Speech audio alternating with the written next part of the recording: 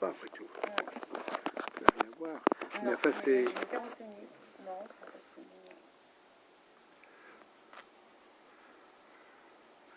bon. Donc,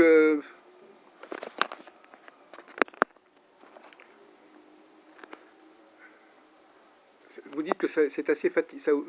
C'est pas trop fatigant de travailler comme ça, 3 ou 4 personnes par jour, c'est pas un problème. Pour la voyance, ça? Oui. Non, là ça va. 3-4 personnes, ça pose pas de problème. Non. Ça vous manque pas quand vous le faites pas? Si. Si. Faut que je trouve Faut que vous ayez votre dose. Oui. C'est comme peut-être que vous prenez l'énergie des gens. Non. Non, mais on a besoin de donner quelque part, c'est ça. Il y a un trop plein d'énergie quelque part qu'il faut donner. Oui. De parler aussi. C'est plus de donner que de prendre. Ah oui. C'est ça la question aussi. Alors justement, ça me renvoie à une autre question, Myriam, c'est la question des hommes et des femmes. Alors, est-ce que c'est pareil, les hommes et les femmes? Est-ce que vous travaillez avec eux de la même façon? Est-ce qu'ils ont des demandes différentes, etc., etc. Est-ce que vous avez des choses à nous dire sur les hommes et les femmes? On en a déjà reparlé avec votre cliente tout à l'heure, mais enfin bon, est-ce que est-ce qu'il y a des choses à savoir? Est-ce que vous avez appris à distinguer les hommes et les femmes dans leur mode de fonctionnement depuis que vous pratiquez? Je sais pas, est-ce que c'est pareil est-ce que les hommes et les femmes, ils ont les mêmes demandes, les mêmes attentes, les mêmes besoins? Non, ils n'ont pas les mêmes attentes, ils n'ont pas le même mode de fonctionnement. Un homme, quand je l'ai en consultation, en général, il veut une réponse directe. Il ne va pas, il va direct au but en fait. Souvent c'est ça l'homme. Donc ça peut être plus rapide finalement. C'est plus rapide. La consultation souvent est plus rapide. Et, moi, je pense qu'une bonne consultation en 10 minutes, elle peut fonctionner. Oui, tout à fait. Très franchement, oui. Moi, en 10 minutes, oui, j'ai tout dit parfois. Oui, voilà. Après, c'est rassurer, c'est voilà. Oui. C'est confirmer, oui, Ouais, mais voilà, en fin de compte, c'est pas une question de quantité. Hein. S'il y a une bonne qualité, l'autre jour, il y a une dame, cette dame, elle m'a parlé en 7-8 minutes, c'était très, très riche, ça me suffisait. Et vous pensez que les femmes ont besoin de plus de développement? C'est plus compliqué. Hein. Une femme, souvent, se pose beaucoup plus de questions. C'est plus. Souvent, j'ai quand même des questions assez sentimentales. Un homme. Ah bon? Ils posent pas de questions sentimentales, les hommes? Si, mais j'ai quand même des. C'est pas systématique. J'ai des hommes qui viennent pour le travail. Bah, s'ils n'ont pas de problème, évidemment, oui. Voilà. Par contre, le travail, ils peuvent toujours vouloir aller plus loin. Mais c'est pas les mêmes attentes. Hein. C'est pas du tout la même façon d'appréhender. Oui. Je sais pas comment vous expliquer. Ils vont pas aborder la consultation de la même manière. Ben, on aimerait bien justement que vous nous expliquiez. Mais parce que, je vous dis, c'est plus direct avec eux, ils vont droit au but. Bon, bah voilà, c'est blanc, c'est noir, mais c'est pas. Les demandes sont pas. Et alors, à votre avis, est-ce que les voyants, peut-être que c'est une question avec le papa, est-ce que les voyants hommes travaillent autrement que les voyants femmes? Si vous avez eu l'occasion de le savoir. Est-ce qu'un homme, par exemple, là, vous me dites, c'est important pour moi d'avoir des choses à transmettre, à parler, etc. Donc il y a un besoin de parler, d'exprimer.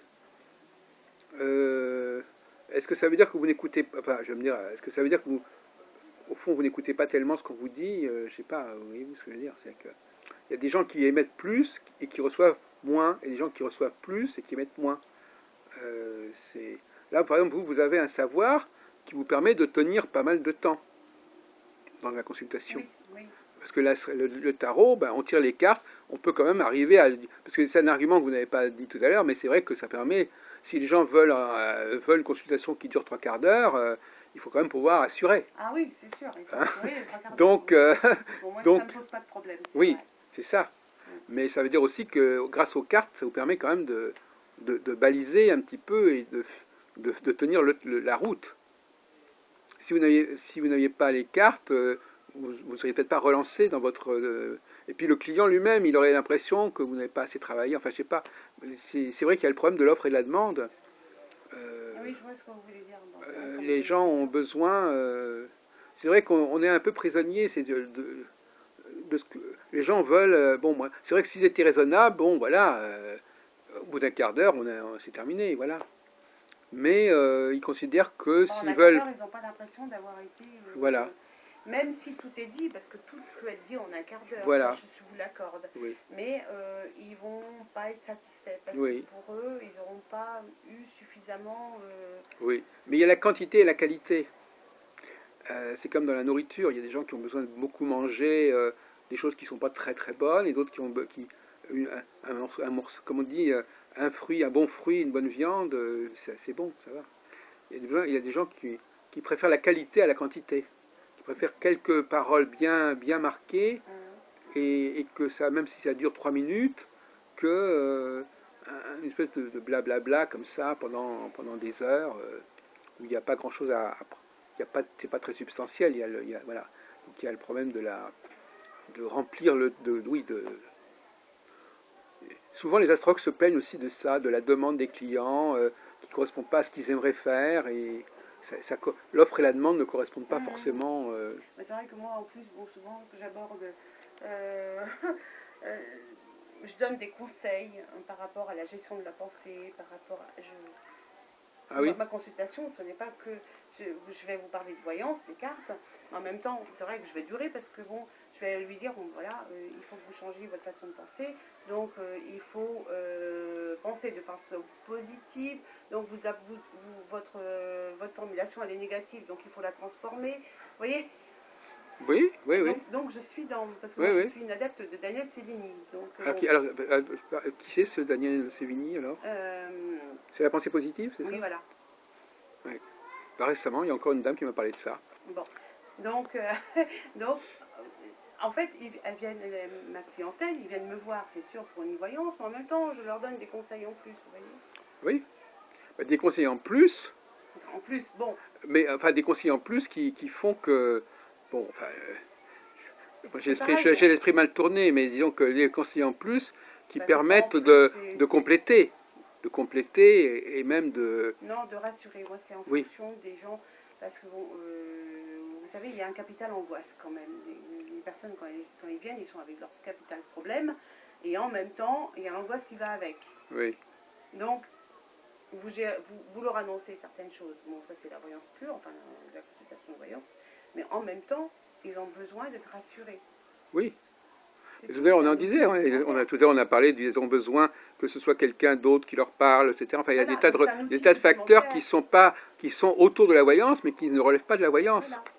D'ailleurs, même à la limite, l'autre jour, tout à l'heure, je disais, même à la limite, savoir lire les cartes, c'est pas de la voyance non plus. Le moment crucial, c'est le moment où on tire la carte. Mais après, moi, je connais des gens qui sont parfaitement capables de lire les cartes, mais ils ne sont pas voyants. Ils lisent les cartes simplement. Ils lisent des cartes, ils savent à peu près ce que ça veut dire. Il y a des bonnes cartes, des mauvaises cartes, et ceci, il y a cela. Ça s'apprend, mais ça ne demande pas des dons particuliers. Oui, après, bon. Alors, et même la capacité d'interpréter les cartes n'est pas forcément non plus, ne demande pas forcément un don particulier. Ça demande une certaine intelligence, une certaine souplesse mentale, une certaine gymnastique mentale, et puis dire des choses qui ne soient pas complètement absurdes et aberrantes. Il faut connaître la vie. Mais la voyance, la question c'est en fait la question qui se pose, c'est dans l'ensemble de la consolidation de la voyance, qu'est-ce qui est réellement de la voyance? Puisqu'il y a des facteurs autres que voyants. Il y a des facteurs qui relèvent de l'intelligence, du conseil, de tout ce qu'on veut, de la présence même, à la limite, de la personne. Le côté voyance, dans certains cas, il me semble assez ponctuel. Voyez-vous.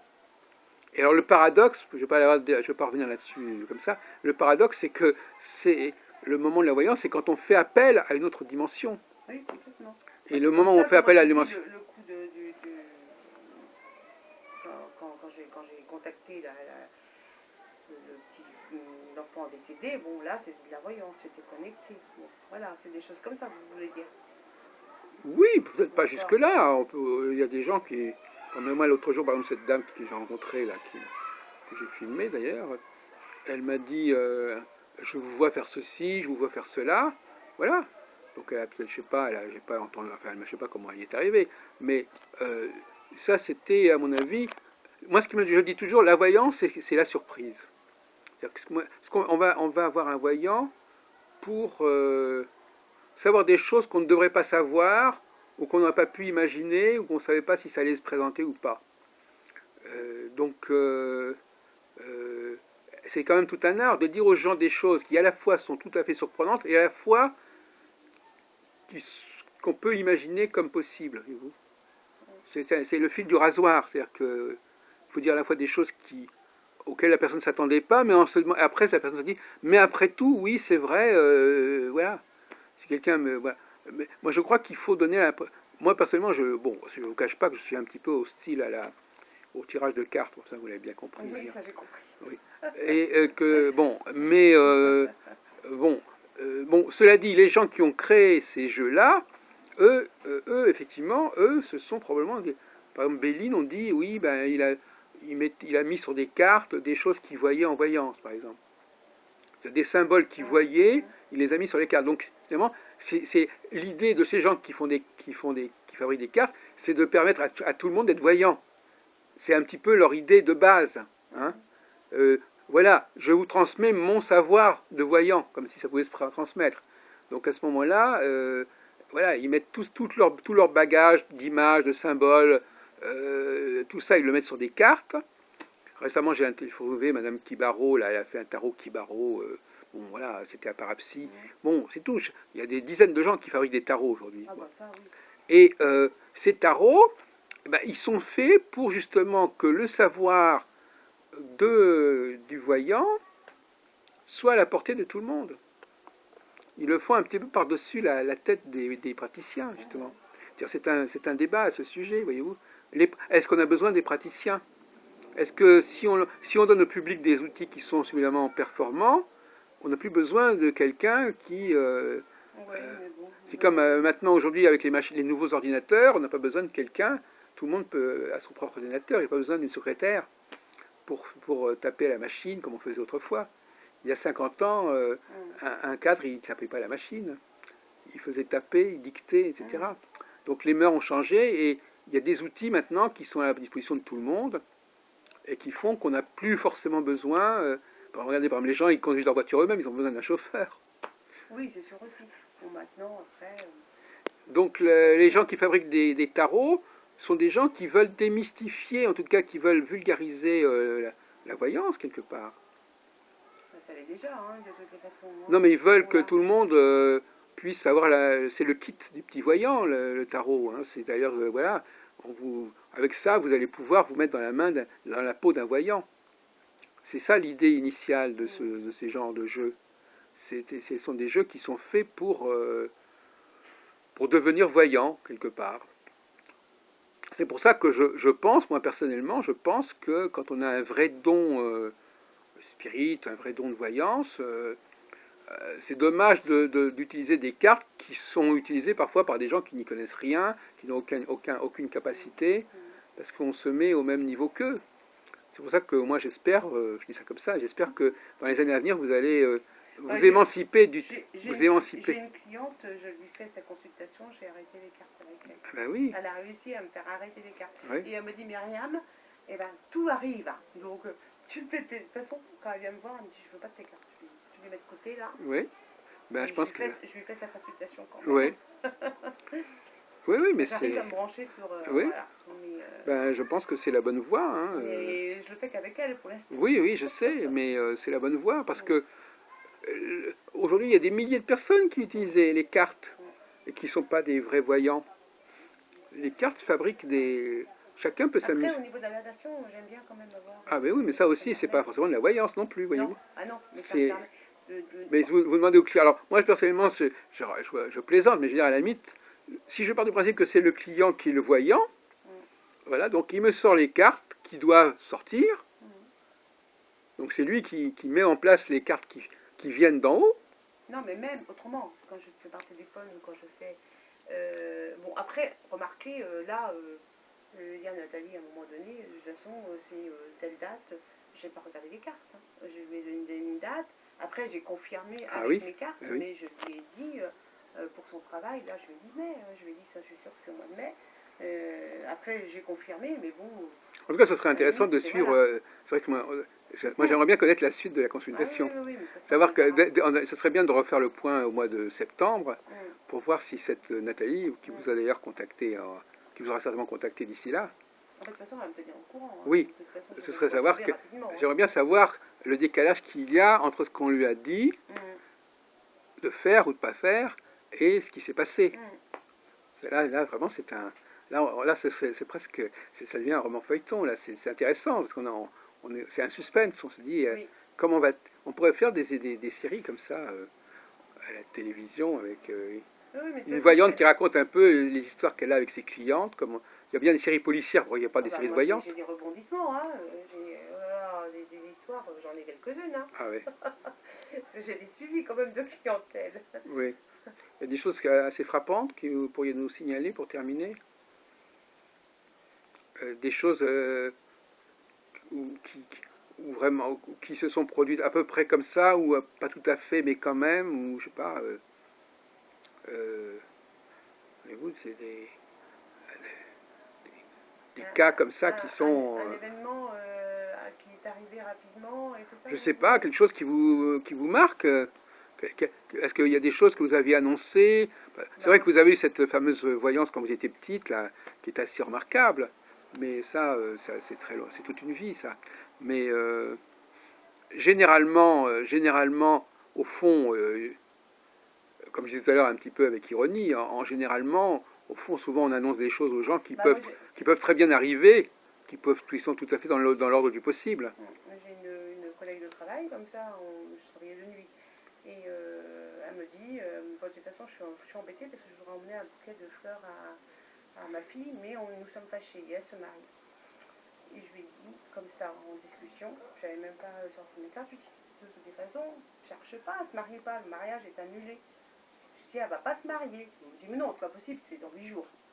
Je dis non, là, dépense pas ton argent parce qu'elle se marie pas. De cadeau de mariage. Mes collègues de travail qui entendent ça me crient dessus en me disant, mais t'es folle, tu vois pas ce que tu Ah viens de oui, lui dire. c'est vrai. Bon,